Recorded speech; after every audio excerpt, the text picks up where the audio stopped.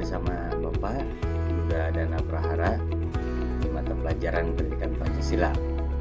Kali ini anak semua, Bapak akan menyampaikan materi tentang norma dalam kehidupan masyarakat.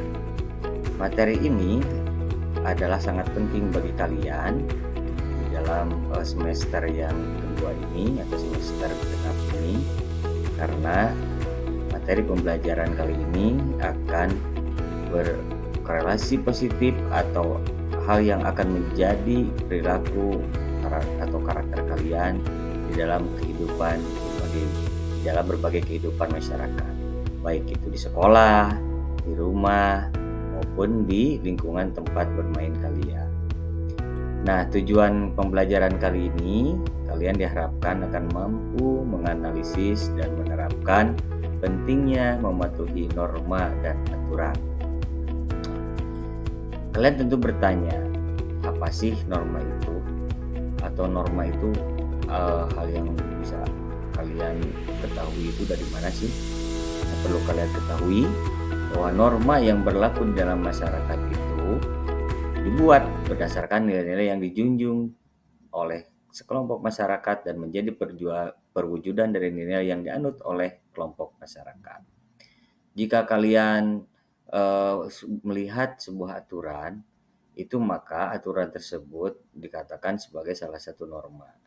Jika kalian melihat seseorang yang membuang sampah sembarangan, hal itu juga dinamakan bahwa orang tersebut menjadi orang yang melanggar norma. Kemudian, apa sih norma macam-macam norma yang ada di masyarakat itu? Yang pertama, kita lihat bahwa norma yang ada di dalam masyarakat itu bermacam-macam. Yang pertama ada norma agama, kemudian norma kesusilaan, norma kesopanan, dan norma hukum. Lalu, apa sih norma agama? Norma agama yaitu aturan yang bersumber dari Tuhan, ya, atau bersumber dari hukum agama yang berasal dari kitab suci, yang tentunya bersumber utamanya itu dari Tuhan Yang Maha Esa. Nah, risalahnya dibawa oleh para nabi atau para rasul melalui kitab sucinya. Nah, sumber daripada norma agama ini merupakan mutlak keluar atau mutlak bersumber dari Tuhan Yang Maha Esa. Seperti diketahui bahwa norma agama ini di negara kita itu, norma yang diakui adalah norma agama yang ada di negara kita, baik itu Muslim atau Islam, Kristen, Katolik, Hindu maupun Buddha. Nah, sumbernya ini adalah daripada Tuhan Yang Maha Esa. Nah, sanksi yang bagi pelanggar norma agama ini secara tidak langsung, ya. Nanti sanksinya adalah nanti kelak di yaumil akhir kalau kita perwujudannya di contohnya di agama Islam, ya, seperti itu. Agama-agama yang lain pun sama. Itu pasti mempunyai kepercayaan di hari akhir nanti. Kemudian apa sih norma kesusilaan? Nah, norma kesusilaan ini adalah aturan yang hidup berkaitan dengan bisikan kolbu atau hati nurani. Nah, contoh daripada norma kesusilaan ini yaitu adalah rasa bersalah, ya, jujur, perilaku jujur. Nah, bagi pelanggar norma kesusilaan ini mereka akan merasa apabila melanggar norma kesusilaan akan merasa bersalah. Contohnya apa? Ketika kalian menyontek, ya, atau berkata tidak jujur, nanti pasti akan ada rasa penyesalan. Nah, itu adalah contoh daripada norma kesusilaan. Kemudian norma kesopanan, ya. Apa sih norma kesopanan? Norma kesopanan adalah aturan atau kaidah yang mengatur tingkah laku manusia yang bersumber dari tata kelakuan atau tata krama kebiasaan dalam masyarakat. Nah, norma kesopanan ini merupakan sebuah kesepakatan di wilayah tertentu atau di masyarakat tertentu, ya. Contoh kalian misalkan kalau lewat itu suka bilang permisi, ya. Kemudian kalian makan selalu pakai tangan kanan, kemudian berbicara tidak keras-keras atau salam menyapa kepada orang yang orang yang lebih tinggi atau orang yang lebih dituakan. Nah, itu salah satu contoh perwujudan norma kesopanan. Sanksi bagi norma kesopanan adalah mereka, bagi pelanggarnya akan, merasa dikucilkan atau akan dijauhi oleh, masyarakat itu sendiri gitu ya. Kemudian yang terakhir ada norma hukum. Norma hukum ini adalah kaidah atau aturan yang mengatur tingkah laku manusia yang bersumber dari peraturan yang dibuat oleh pemerintah, atau penguasa negara ya, atau lembaga negara.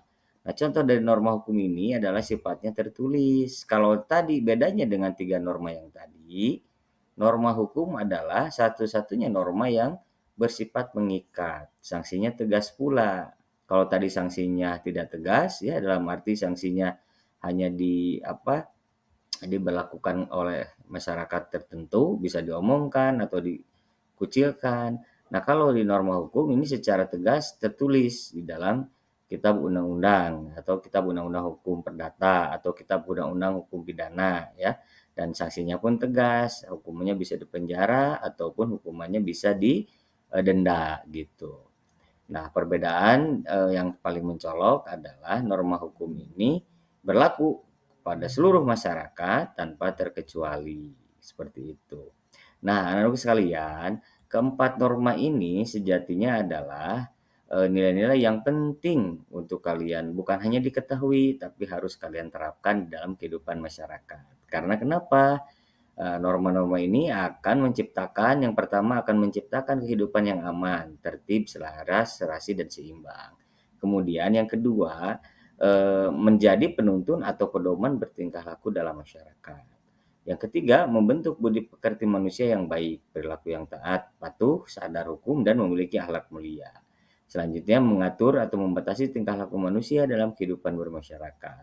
Dan yang terakhir, mewujudkan keadilan. Nah, itu pentingnya norma dalam kehidupan masyarakat.